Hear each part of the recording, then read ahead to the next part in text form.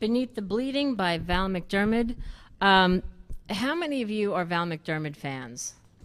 Okay, yeah, she's pretty wild. I mean, she came to the States for her last book, and you know, talk about CSI. I mean, she really has it down. And this is what's interesting about this book is that we are publishing it in paperback as a paperback original, because we're really trying to broaden her readership, but we're also experimenting with doing more paperback originals. And so I would love to talk to anybody about, I'm just constantly asking librarians about, yes, I'm getting a thumbs up. Yes. I mean, some people say, oh, the binding. But then, you know, other people are like, yes, we can get 2 for the price of 1 with a hardcover. So if anybody wants to come, you know what, I'm going to do a survey. I'm going to do an official survey right now.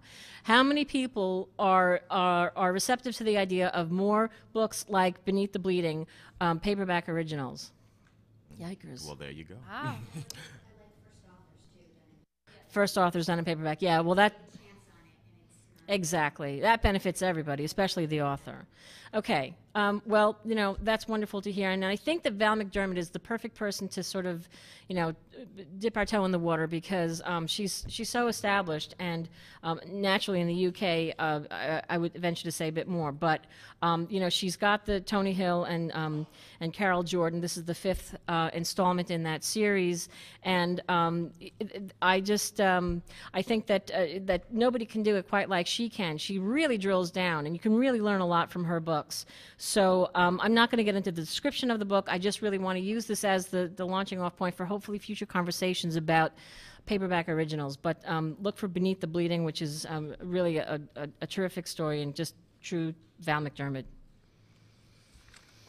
Next we have The Financial Lives of the Poets by Jess Walter. This is a winning and utterly original novel about one man's attempt to save his family from economic disaster. Small-time journalist Matthew Pryor quit his day job and gambled everything on a very unusual idea: to start a website devoted to financial journalism in the form of poetry. So we have some great poems in this book that are about economic collapse, downturn, moms at Costco. It's hilarious. Anyway, Matt and his wife one day wake up to find themselves mortgaged to the hilt, partially because of this website, and in a massive amount of debt.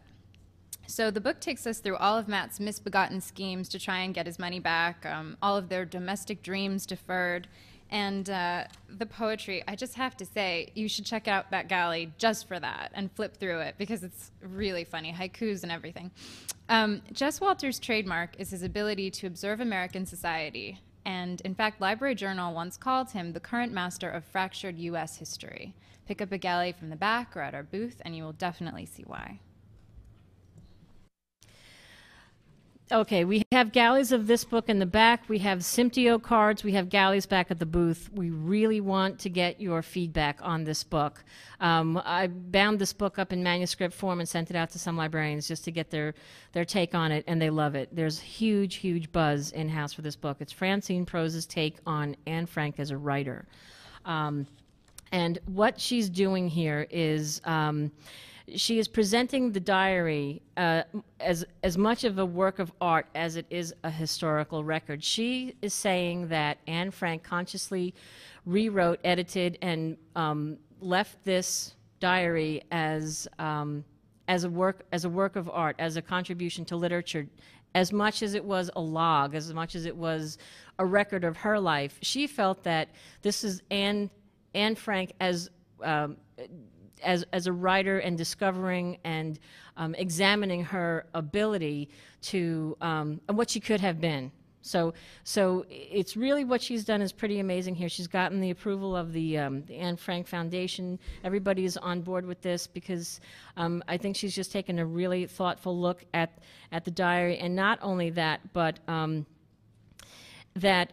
she's talking also about its afterlife, and she talks about the obstacles and the criticism that Otto Frank faced in publishing the book, the controversy surrounding the diary's Broadway and film adaptations. So she's, I mean, if you want to know everything about Anne Frank through the lens of Francine Prose, who is such a brilliant writer and such a thoughtful, meticulous writer. I think that you will do yourself a huge favor, and I would love to hear your feedback on her take as Anne Frank as a writer, to leave this diary behind, but also to leave behind a piece of literature that she felt she was consciously creating. So, Anne Frank. Okay. Are you ready? Oh my God. All right. So William Kamkwamba. What? Oh my God. William Kamkwamba comes into the office with his co-writer, and he blew us all away. This guy is amazing. At 14 years old.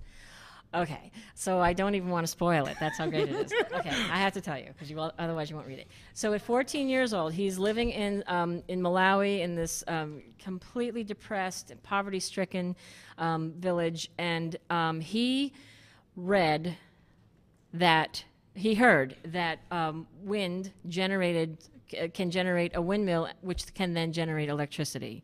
So he went to the library to figure out how he might be able to do this. And he went to scrap heaps in the village and took bicycle tires and PVC piping and springs from pens and all of this crazy stuff and figured out how to make it work. Can you play this videotape, please? Yes. Because I'm about to melt with love.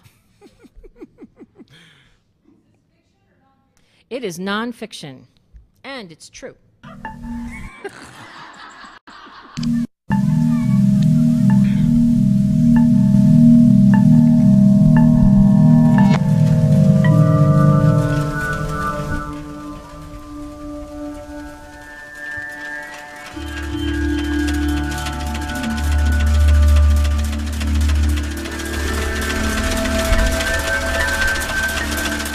I like the shaking because it keeps the termites away. Kamkwamba, Kamkwamba, Kamkwamba. William Kamkwamba! He went to a small little library and checks out one book and just sees the picture. William, are you becoming mad? What is it that you are carrying? We thought he was going mad.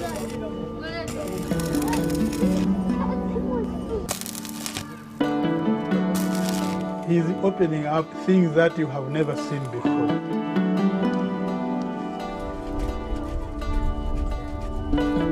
It's not just Malawi who he challenges, it's all of us. This one, wind water pump.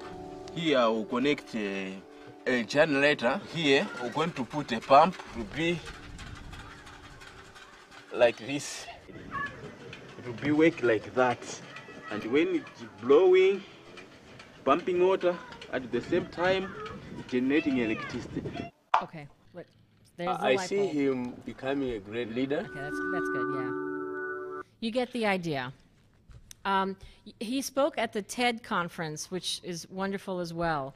You get some really great videos out of the TED conference. But there's more to this video. You can, and we put this link on this link here. You have to check this out. This is another video that's on the handout.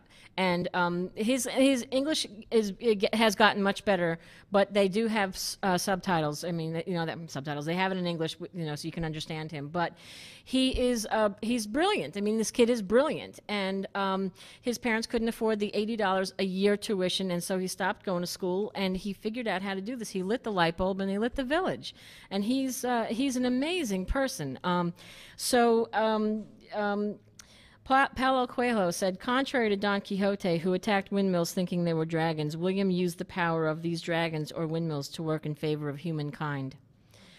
It's a fabulous book. We have a lot of these Symptio cards for this title, these things. So please download it and let me know what you think. I find him quite amazing.